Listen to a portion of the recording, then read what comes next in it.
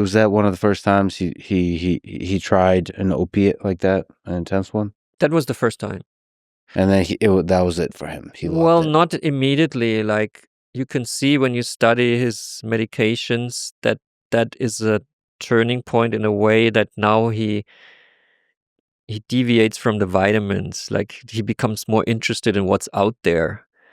And like from 41 to 43, he tries out a lot of medications that he didn't try out before. Before that, it was quite conventional, mostly vitamins and glucose. But now he becomes experimental, and he discusses this with Morel. And Morel is also very experimental. Like, they really nerded themselves into like, what can we use? Like bull's testicle extracts. So Morel, in order to present those things to his patient A, he created a pharmaceutical company that he ran. He was the personal physician of Hitler, and he was also the CEO of Hammer Pharmaceuticals, which had its production site in occupied Czechoslovakia.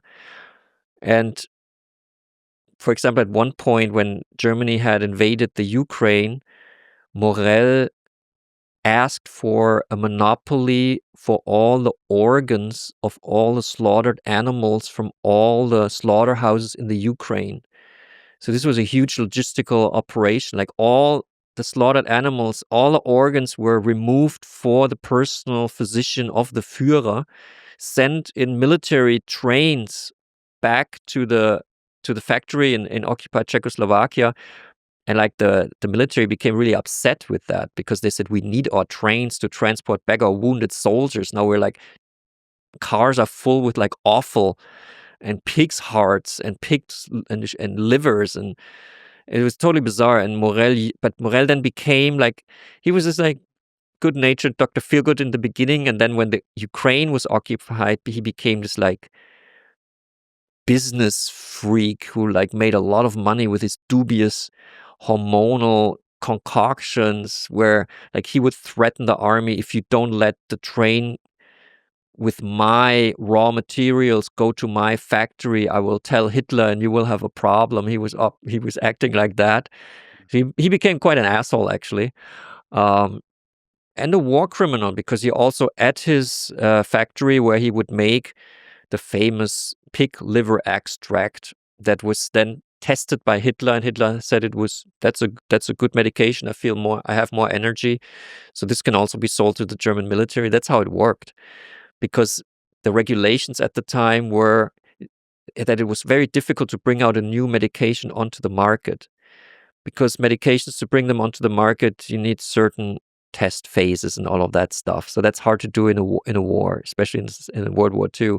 So Hitler said to Morel, I'm going to be your guinea pig. You just make it in your factory. I test it. And if I think it's good, then I'm just going to write today you would say like a decree, because I'm the president, I can like order it that it's going to be legal all over Germany.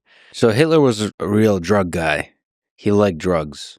Well, he liked to experiment, I would say, with drugs and with Morel. They never, like, he was against drugs, he was. But that's a crazy thing for a guy who didn't do anything, right? It's a big